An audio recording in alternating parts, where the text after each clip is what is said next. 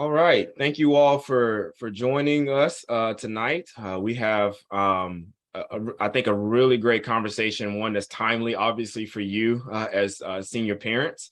Tonight, if for those of you who don't know me, I'm Brandon Carter. I'm the Dean of Students of the 9th and 10th grade, but I've also been a college counselor at Carey Academy for 7 years.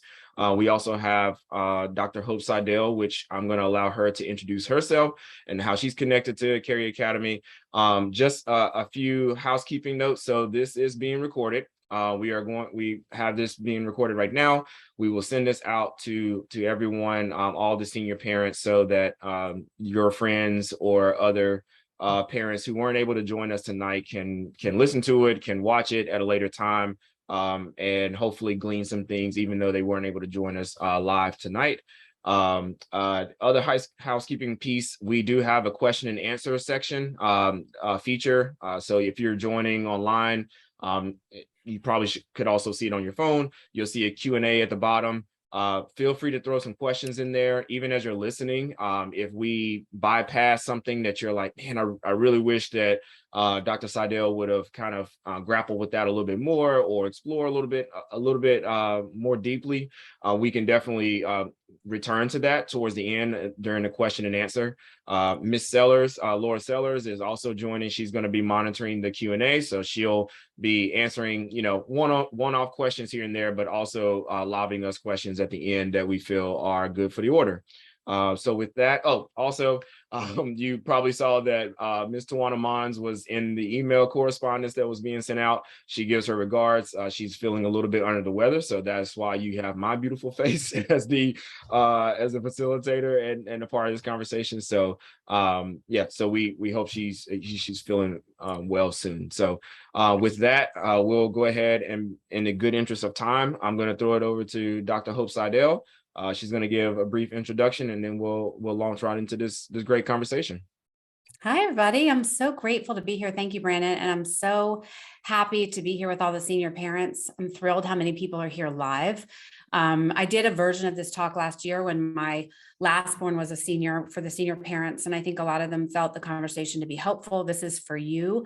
And so if it turns out that we don't cover all the things, we got so many great questions and thoughts in our pre-work that, I've offered to come back and do another one at some point if it would be useful. So for those of you who don't know me, I am a parent of 2 prior Carey Academy students. My daughter Grace is a senior this year in college, and my son just finished his senior year at CA. And I am a general pediatrician. I own 3 practices in Cary, Fuquay, and Apex. And I've been in private practice for 21 years. And I also have a consulting business where I coach parents one-on-one to develop more confidence in their parenting and to help them be more intentional and gain a better understanding of sort of how to show up with their kids. So a lot of these topics are not only things that I work at both in my pediatric job and in my coaching job, but I've also been through so many of the emotions and feelings and fears and worries and sadness and excitement that all of you guys are feeling right now.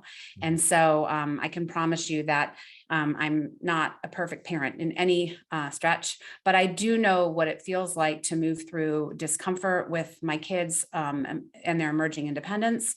And what I will say is, though I'm not a perfect parent, I am very intentional about not rescuing my kids from most of their problems. And so I hope we'll have a good discussion about sort of how to tolerate some of that and managing our kids' resilience and giving you guys some concrete strategies on what to do this year so you can feel a little less overwhelmed. So I'm grateful to be here.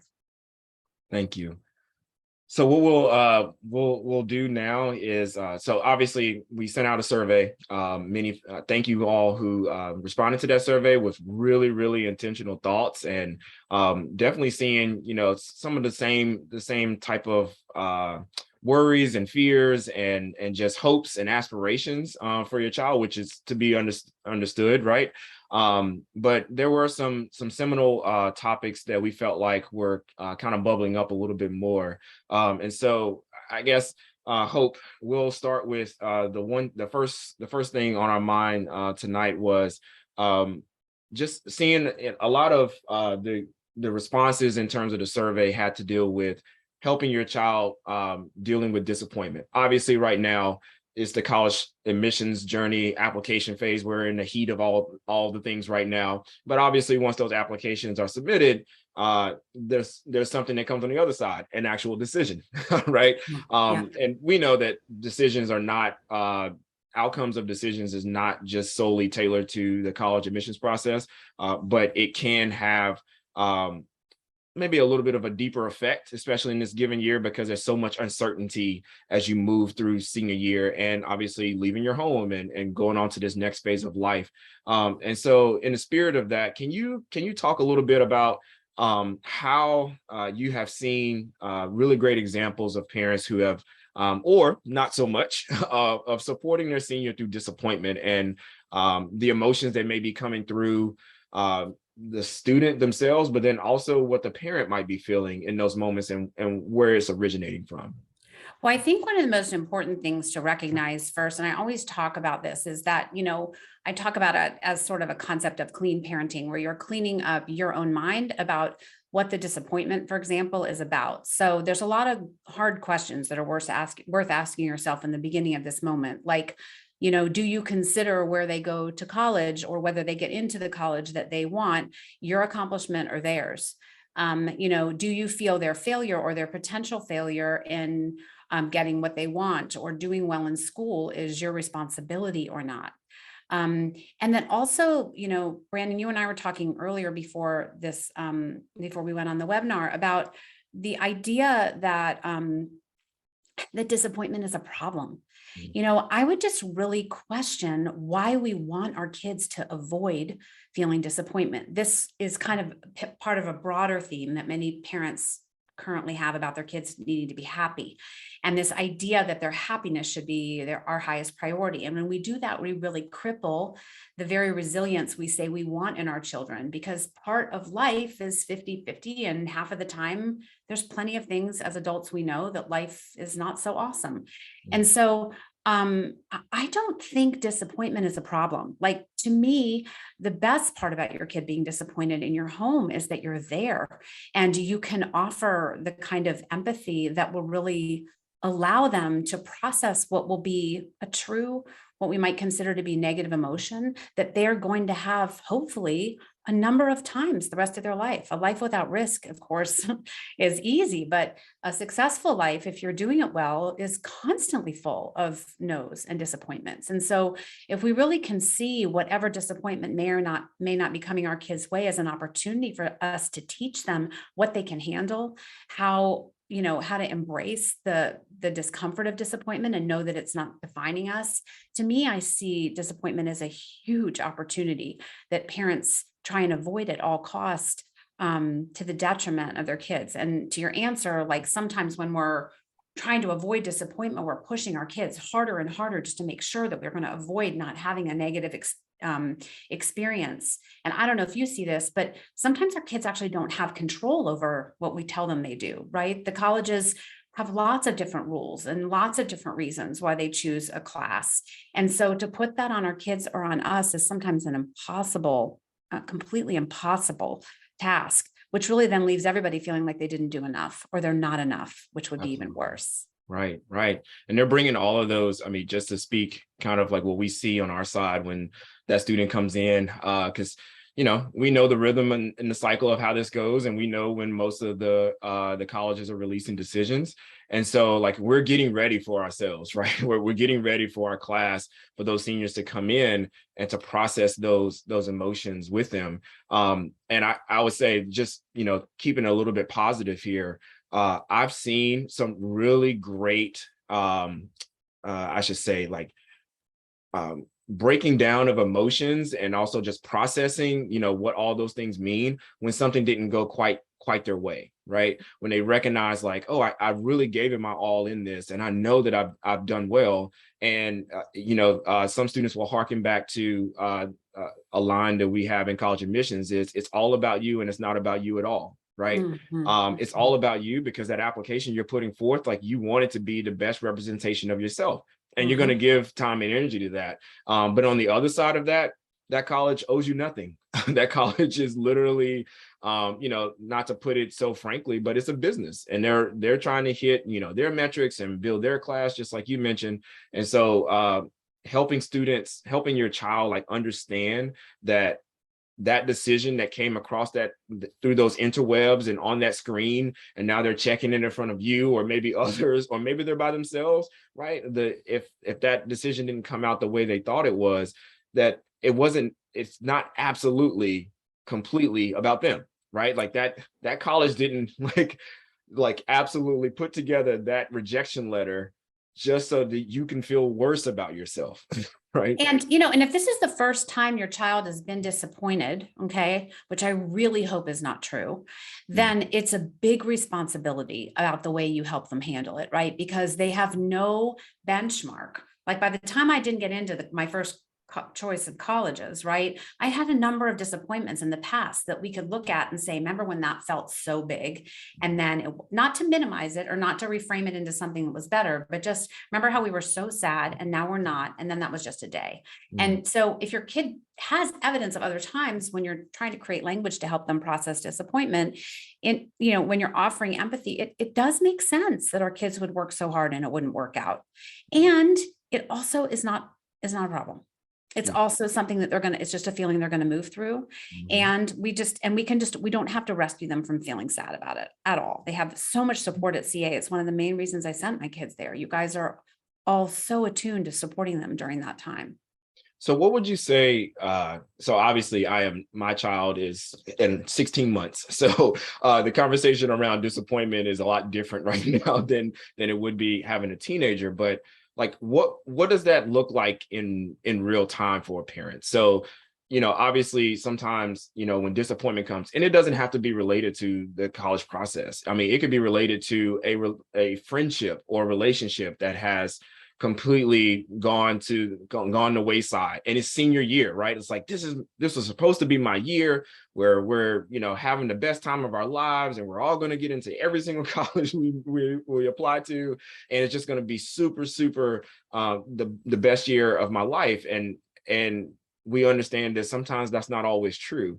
And so carrying that emotionally, so I'll just put you there, right? Like your child comes out, well, they're probably not getting in the car with you now because they're all driving. But let's say they come home, and obviously that feeling of disappointment is in them, and you're in that moment. Like, where should you go to in that moment? The first thing that you have to do is you have to frame your mindset of this as an opportunity, right? Because if you start to think of the words you're going to say, but you're really like, oh my gosh, this is awful, right? And that's your thought around it, then whatever way you're trying to make your child feel better will be rescuing them from whatever feeling they're having, right? Like if you feel so uncomfortable or you're so sad, then really managing yourself first is critical, because our kids, especially our teenagers, absorb all of our energy. Parents tell me all the time, well, I'm telling him X, Y, and Z.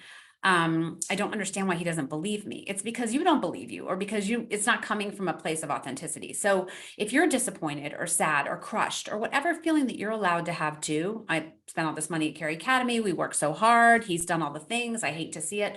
Managing your mind first is everything. It's like 90% of it, because the words will flow effortlessly when you're in that space.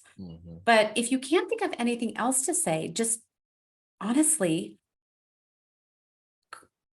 just agreeing with them. It makes sense to me that you would be disappointed about that. What do you need right now? Or instead of rescuing them from how they feel, asking them, what are you going to do? How are you going to get the support that you need? What do you need from me? Right? We want our kids to not look to us to make them feel better about their negative feelings. We want them to learn to trust themselves to feel better. And so if we're always in the business of either calling the school, we should call somebody and we should check and see if they got your application correctly, or we should talk to that coach because it's not fair, blah, blah, blah. What we do, and this is a societal problem, this is not just a Carey Academy problem, is we tell our kids that the problem is something they can't handle. And these are skill sets they're going to need to build and handle on their own moving forward.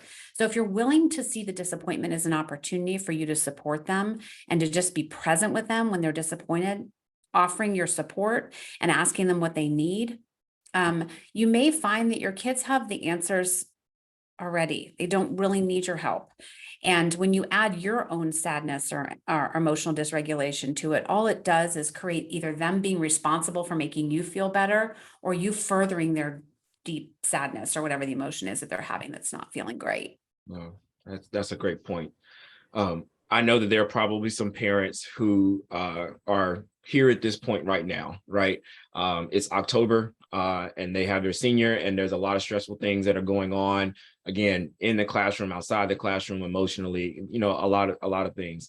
One thing that we have heard from, a number of parents is, well, they don't talk to me. Right. They don't say anything to me. Maybe some bridges have already been burned to the point where there might be some mistrust there, or there could be just some other things at play. And so how would you recommend supporting a senior through this moment when the communication is not quite at its best? Like, how might you recommend to reestablish that communication, or what would a senior need to see in their parents or their guardians so that they can feel more like the space is safe enough for me to open up and to share about what's going on in my life right now? Well, I think given that you spend so much time with the kids one-on-one, that you probably have as much, if not more, wisdom than I do about that. But what I will say is that our kids are often telling us with our behavior what they need. And we often are just not listening, right? Because we're having our own sense of urgency or worry. And it's important to remember that we control what we don't trust. And so when we try and control our children, and then worry and wonder why they're not prepared for college. But more importantly, when we try and control them, what our kids are seeing, and this may be true for you, is I don't trust you to be able to do that. And we want them to learn that skill set of trusting themselves and knowing that we trust them. And so oftentimes our kids will be resisting us because they're trying to tell us, I've got this. And even if I don't got this, I've got this, right? Like I'm willing to take the risk and learn it on my own. And it's us that keeps pulling. And that's when I think those conversations become so tricky, because our agenda is to make us feel better so that we feel in control, so we don't have to worry. And the truth is that that's our problem. Yeah. That's absolutely true. I think you were touching on the next thought that I had. We had talked about earlier how sometimes we often see parents who are more so less looking at like, this is the culmination of my great work, right? Yes. This is the culmination of my great work. My great work. My great work, right? Like the articles and the words that we're using are important, right? So this is my great work. You're not turning in your homework. You're not showing up to meetings on time. You're not doing this and that. You're messing up my plan, right? Yeah. My plan is I had this finish line already finished. It's in my mind and it's clear. And you're not on that path to get to that finish line. And so thus I'm going to grab tighter, right? Like I'm trying to micromanage every single detail that I possibly can so that I can at least, maybe we don't cross exactly that finish line, but it looks darn close to it, right?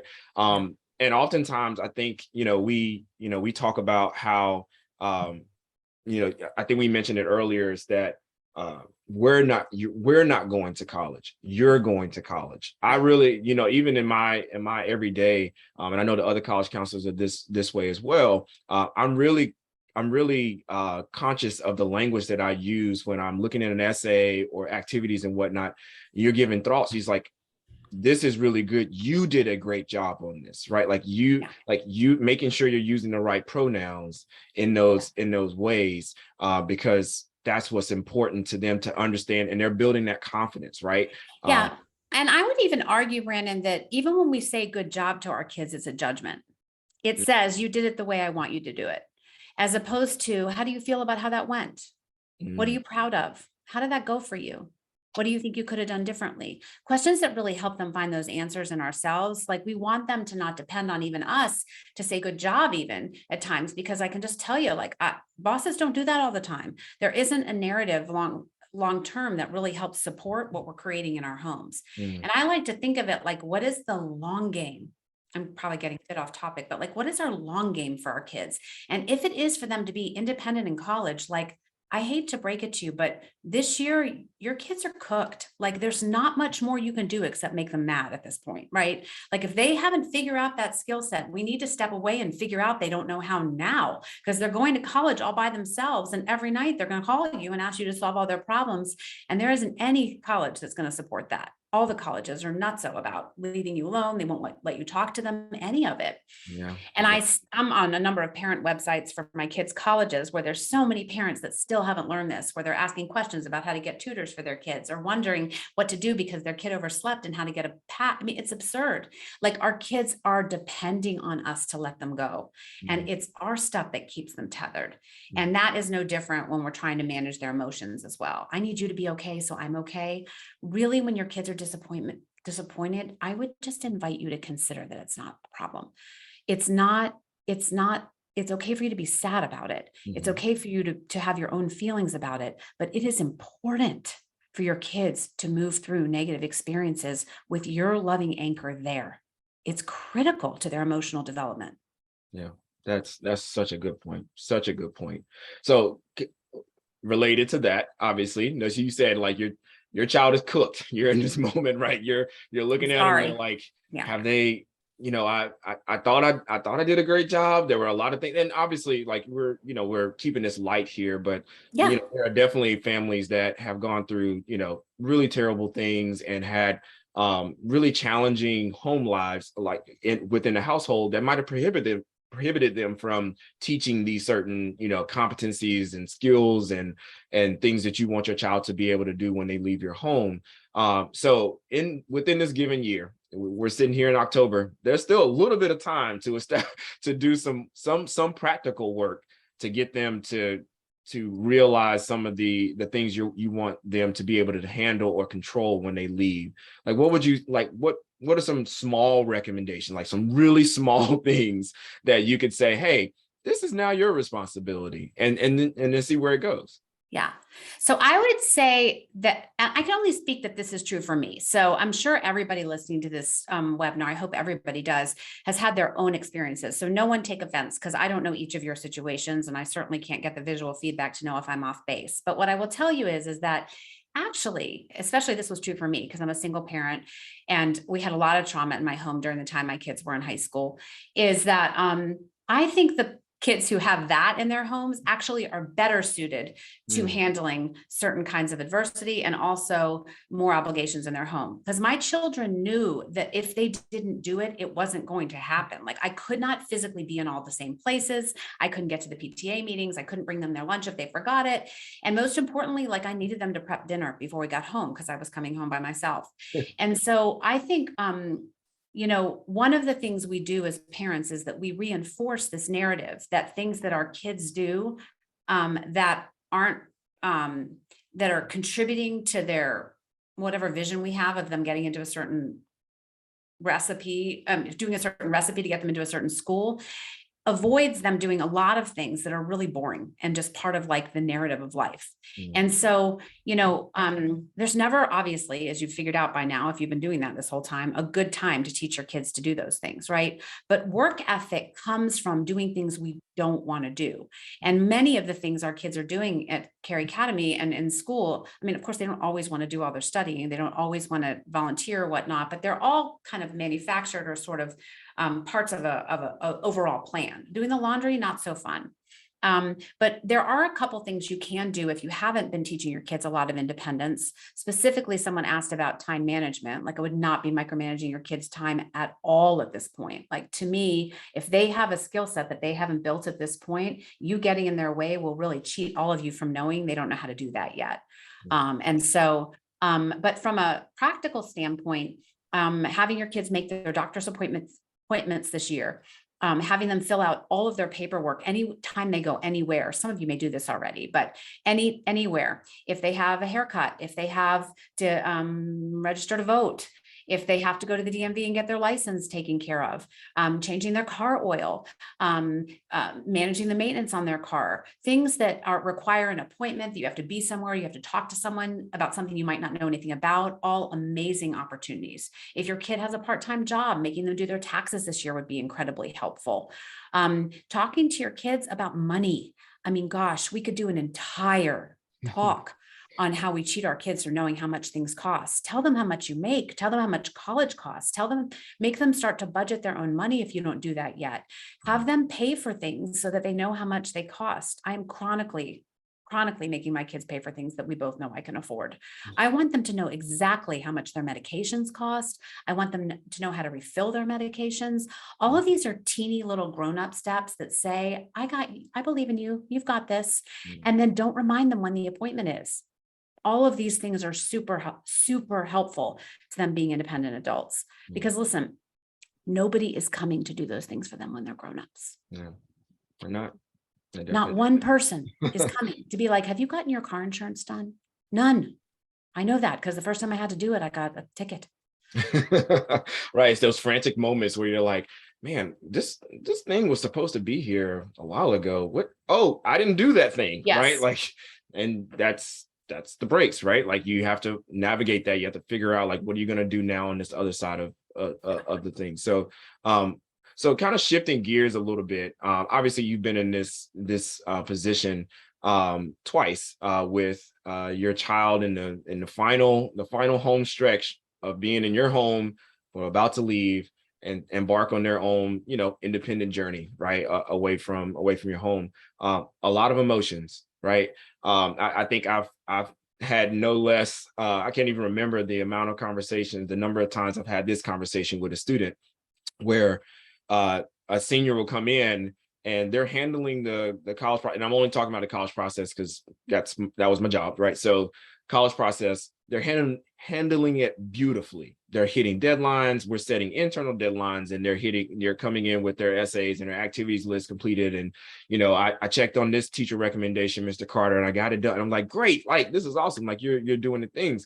And they said, well, why is my mom and or dad still freaking out, right? Like, why are they hounding me if I'm doing the things and you're telling them in an email that I'm doing the things and I'm doing them well, then why am I still having, these long drawn out conversations about, did I do this? Did I do this? And like, I think you mentioned like, it's that trust factor of not completely trusting, but sometimes what we've seen is that some parents don't necessarily know how to regulate those emotions in that last year, right?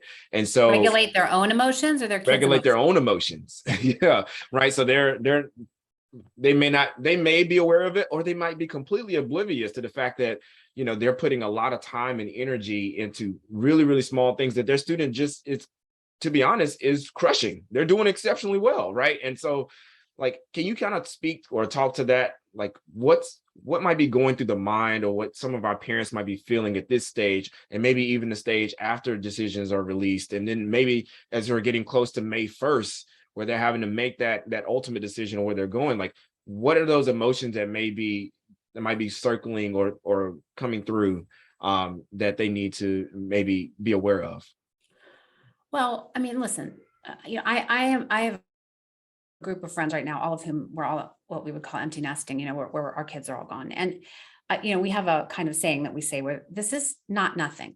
I mean, this is a very big transition for those of you who are on this webinar today. I just want to honor that. Like, for me to just say, let them go, don't worry about it. Like, I've also been that parent. I know that feels frightening and scary. But some of this is about not trusting you've done all the work yet. And, the odds are really low at this point, given where our kids are in school, that skill set is something that you haven't built for your kids. And first of all, just recognizing that a lot of this is grief. A lot of our need to hold on is about knowing our kids want to go, and, paying attention to what we're getting from our kids and listening when they're really resistant, as you alluded to earlier, Brandon. It is often good evidence to us that it's too much. And the other thing that I found really helpful in my own parenting is to sometimes just say to my kids, I'm really having a hard time right now because I'm feeling like everything's not done. And I know all the things are done. And I really want to trust that, but I'm struggling. So do you think that there's a way that we could sit together and you could give me a lecture on all of the ways in which I need not worry so that I can get myself together? Or just even owning, I'm really sorry, I'm so wound tight. I'm really struggling with you leaving and knowing that I don't ever get to teach you all the things. And I feel so crushed by all of the things I want to get into the last minute. And I love you. And so when I act like a lunatic, I just want you to know it's not because I don't trust you. It's because I'm sad. And then our kids get to know and see us as people who are human beings having a human experience with our own disappointment. Maybe we did have a vision of how we thought our kid was going to turn out and it didn't turn out that way. That's not our kids to manage. That's us, but it's okay. But really not making that responsibility our children's to make us feel better. It's our jobs to make us feel better. It is not our kids. And they already have plenty on them. And if you really want to rescue your kids from all the things that are on this list of things that you said, don't be the cause of that, right? They have enough on them in the world, going to college, among their peers, at a high intense, a very competitive school.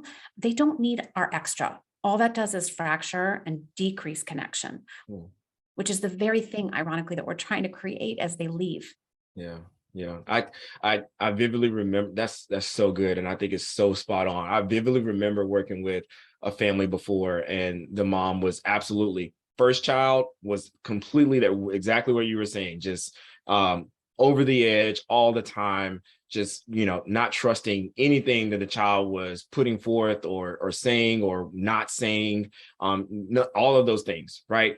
And then the second child came along, and I think because of that fracturing and fraying naturally by the relationship of all that stress, that parent was putting on the child, the first child, they said, I'm not going to do that again. That's absolutely not the way.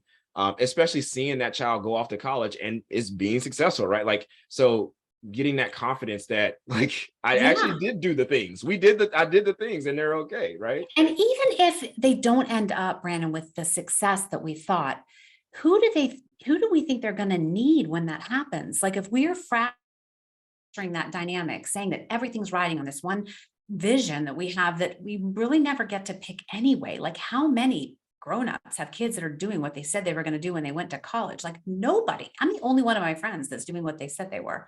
So, I mean, really, like we don't even know what's going to happen. We just have this idea that we know. And so the truth is that our kids need us not to help guide them anymore. It's to really be a soft space for them to land when things inevitably don't go as planned, because that is the way the human experience is.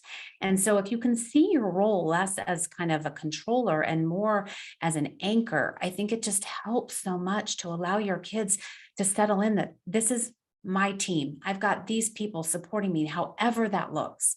It just, we don't need to add, I think that just makes it so much harder for them. Yeah.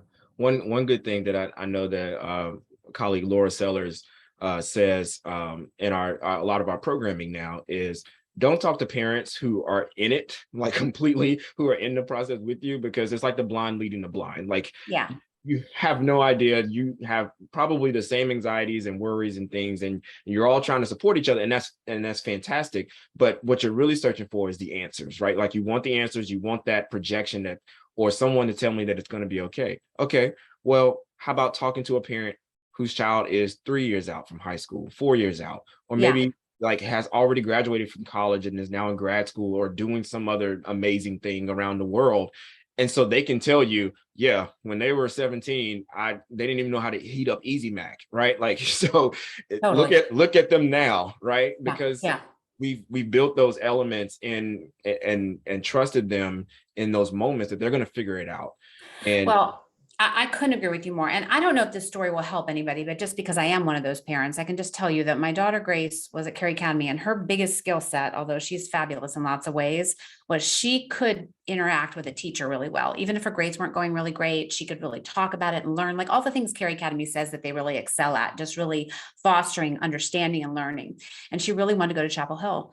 And Chapel Hill was a humongous school where they were not going to care at all about all that stuff. And she really thrived in that environment. She's didn't want my opinion on anything. And of course I don't give it much. So she ended up at Carolina, and the first course that she took was econ.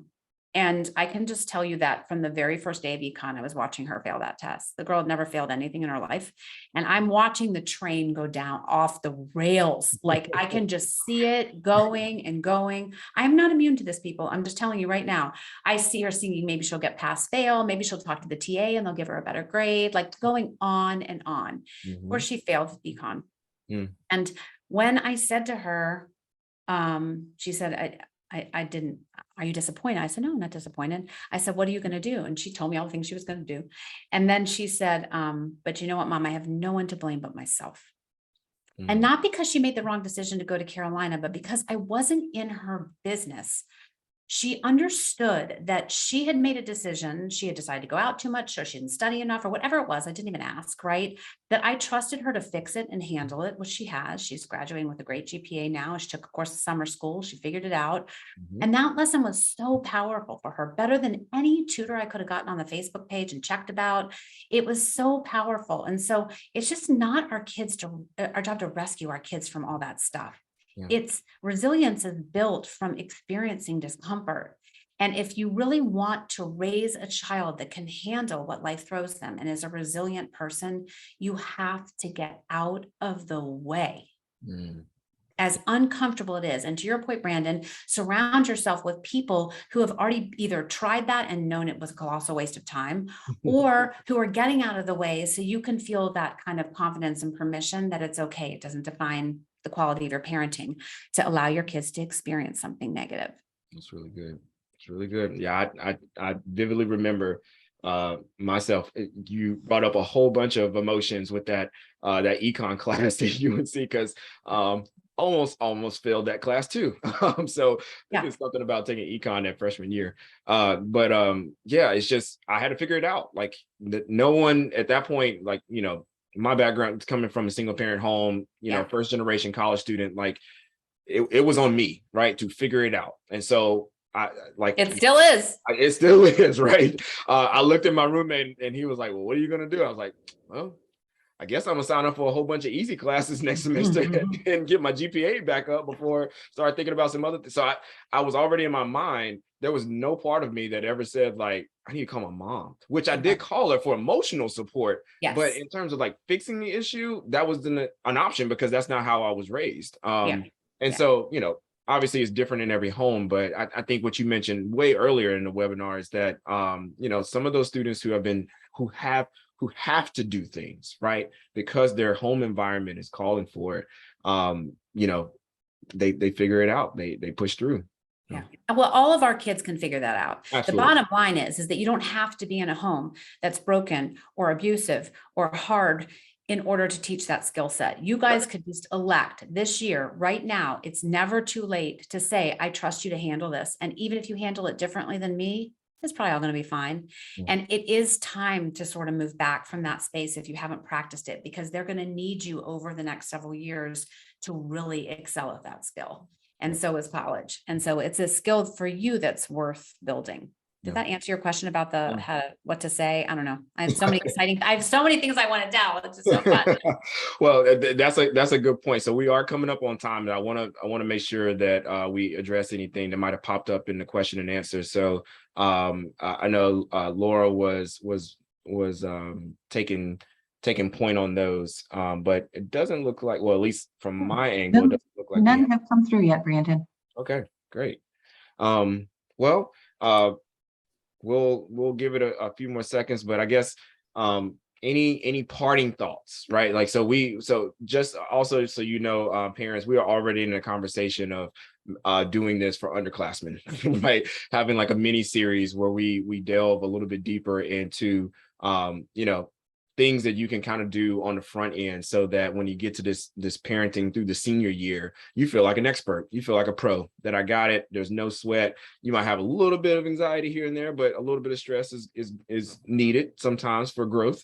But yeah, definitely thinking about, you know, maybe offering some sessions to earlier for the parents earlier in the Carrier Academy tenure, at least in high school, because I think this could be super helpful in those moments. But any small things, any lasting point that you want to give to our parents who are deep in it right now? I mean, I just want to remind everybody, first of all, that first of all, let me just honor that a lot of the things that all of you are doing, things that I have done, I mean, I'm not immune to any of these things as well, are coming from a place that I know all of you believe is loving Mm. and is coming from an anchor of wanting the very best for your kids. I see that. I know that that's true. I don't think any of us are trying to drive our kids crazy or not trust them or anything, right? It's just that we're just confused on what love looks like. And getting out of the way can be very loving because it is so respectful to say to another human being, I believe you can handle this.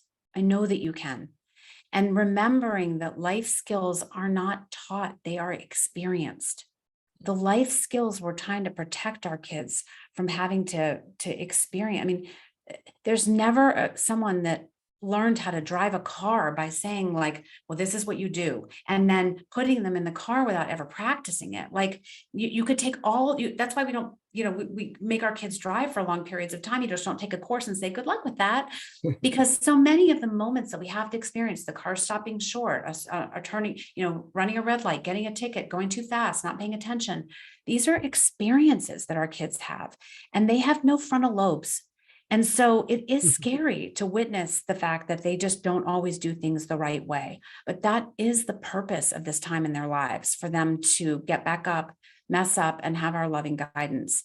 And that is a really powerful way to love your kid, instead of trying to be directing this kind of fancy kind of control that we call help, that is really about wanting them to meet our needs. Mm. And I think cleaning that part up can be super, super helpful for your connection with your kid, because every kid wants to be seen in their abundance and in their capacity and their ability. And we tell them with the way we act during this year, which at times for me was psychopath, that we don't think they're okay, and they already don't think they're okay. So us adding to that is not helpful. Mhm. Yeah, yeah, totally. Totally agree. Thank you so much for this My time. pleasure. This is fantastic. Hopefully you all enjoyed it as well. If there are any follow-up questions or things that maybe we didn't dive deeper into, maybe there's a part 2 in the spring when things are super even more crazy than what they might be right now. Then absolutely, let us know that, and we will definitely explore that option. Hope you were fantastic. Thank you so much. My pleasure. I appreciate the opportunity. I wish I could give you all a big hug. It's a tough year. Hang in there. Hug each other. All right. We are signing off. Thank you all for joining. And again, we will be sending out the recording to everyone. Thank you for coming tonight. Thank you. Thanks, Hope. That was fantastic. Oh, I'm glad. My pleasure.